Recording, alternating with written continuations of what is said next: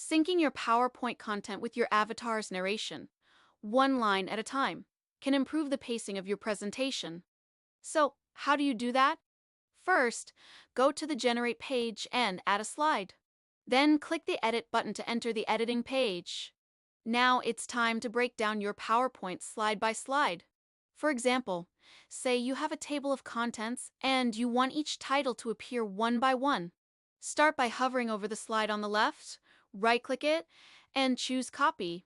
On the first slide, keep only Title 1 and delete the others. On the second slide, keep Title 1 and Title 2, and so on. Repeat this process to create step-by-step builds for your content. Once done, click back to save your edits. Next, enter your scripts in the text below for each slide.